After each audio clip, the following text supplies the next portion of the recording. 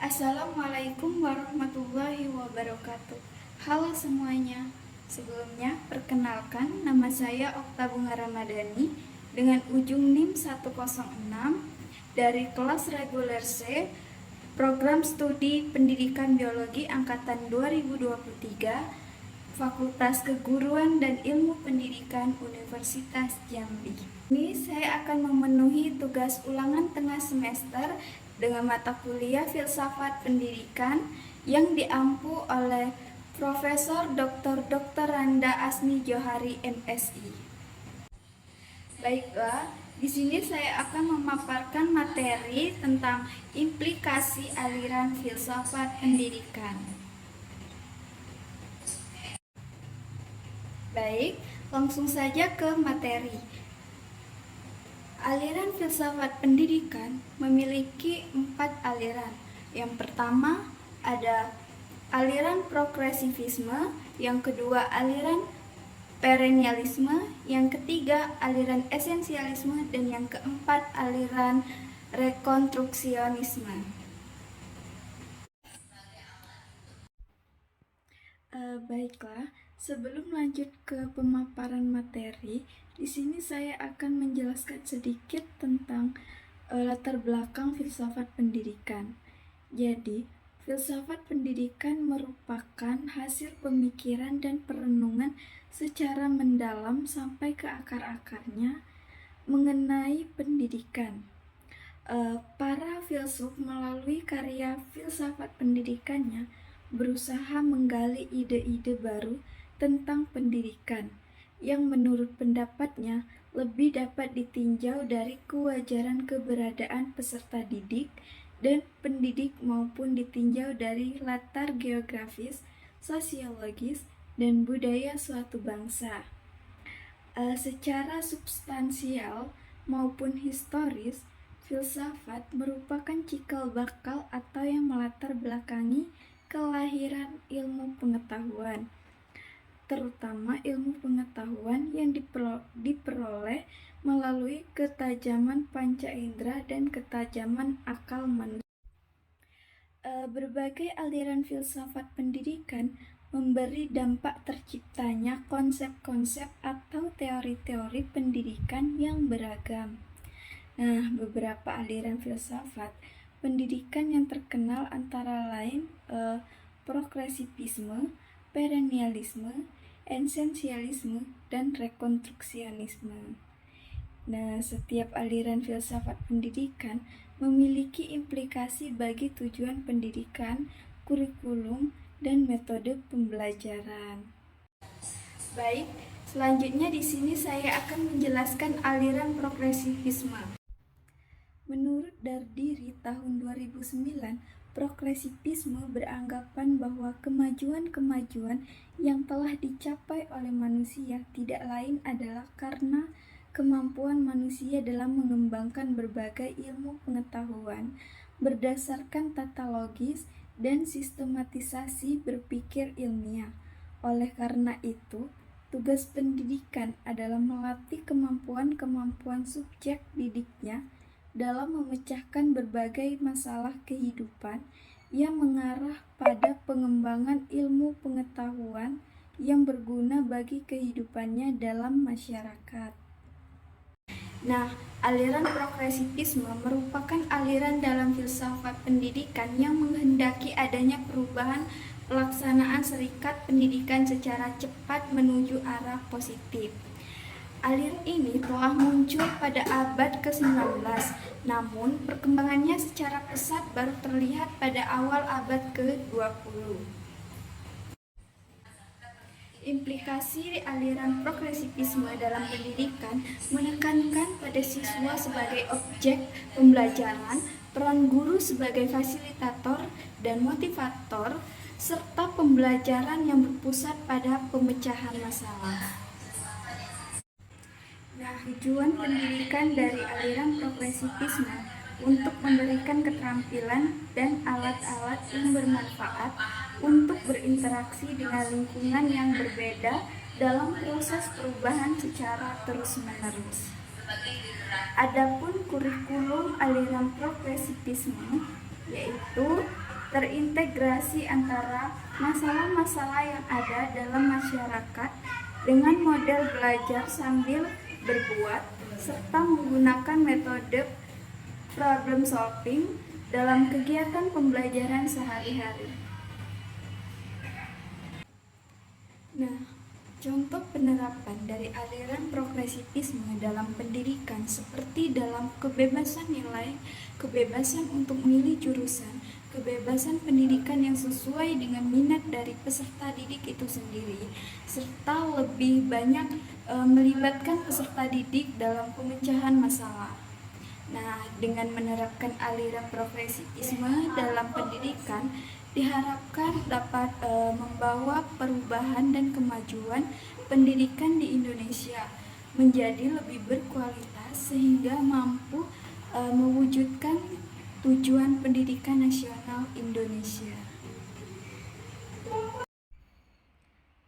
Nah, ini ada beberapa tokoh dari aliran progresivisme. Ada John Dewey, Sigmund Freud, Johann Heinrich. Nah, yang kedua itu ada aliran perennialisme. George tahun 1982. Perennialisme dengan kata dasarnya perennial yang berarti continue throughout the whole year atau lasting for a very long time, yakni kekal yang terus ada sampai akhir. Dalam pengertian yang lebih umum dapat dikatakan bahwa tradisi dipandang juga sebagai prinsip-prinsip yang abadi dan terus mengalir sepanjang sejarah manusia, karena ia adalah anugerah Tuhan pada semua manusia dan memang merupakan hakikat insaniah manusia. Aliran ini berpegang pada nilai-nilai yang bersifat kekal abadi. Aliran ini dianggap sebagai suatu aliran yang ingin kembali kepada nilai-nilai kebudayaan masa lampau. Nah, teori ini sudah ada sejak zaman filosof abad kuno dan pertengahan. Selanjutnya, implikasinya pendidikan harus memberikan pengalaman-pengalaman yang dapat membantu siswa untuk memahami pengetahuan yang bersifat universal dan abadi tersebut. Nah, tujuan pendidikan dari aliran perennialisme untuk membantu peserta didik menyingkapi dan menginternalisasikan nilai-nilai kebenaran yang abadi agar mencapai kebijakan dan kebaikan dalam hidup. Adapun kurikulum dari aliran perennialisme yaitu berpusat pada mata pelajaran. Kurikulum dibedakan berdasarkan tingkat pendidikan. Contoh penerapan aliran perennialisme dalam pendidikan adalah seperti yang tadi, kurikulum berpusat pada mata pelajaran seperti sastra, matematika, bahasa, dan humaniora termasuk sejarah. Selain itu, pembelajaran lebih menekankan pada pengembangan intelektual dan disiplin mental. Ini adalah beberapa tokoh dari aliran perennialisme. Ada Plato, Aristoteles, dan Thomas Aquinas. Selanjutnya yang ketiga ada aliran esensialisme. Nah, di aliran ini pendidikan harus menekankan pada pengembangan keterampilan dan pengetahuan yang dapat diterapkan dalam kehidupan sehari-hari. Implikasinya, pendidikan harus memberikan pengalaman-pengalaman yang dapat membantu siswa untuk mengembangkan keterampilan dan pengetahuan tersebut. Implikasi edukatif, pendidikan bertujuan untuk mentransmisikan kebudayaan untuk menjamin solidaritas sosial dan kesejahteraan umum. Secara umum, esensialisme adalah model pendidikan transmisi yang bertujuan untuk membiasakan siswa hidup dalam keadaan masa kini. Nah, tujuan pendidikan dari aliran esensialisme adalah untuk membawa nilai-nilai yang ada dalam masyarakat ke jiwa peserta didik.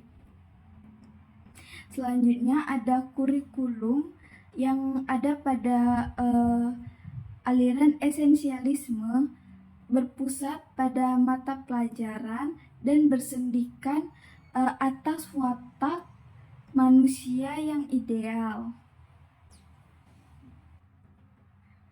Nah, untuk contoh aliran dari esensialisme adalah kurikulum yang kaya, berurutan, dan sistematis yang didasarkan pada target yang tidak dapat diubah, yang tidak dapat dikurangi sebagai suatu kesatuan pengetahuan, kecakapan-kecakapan, dan sikap yang berlaku di dalam kebudayaan yang demokratis.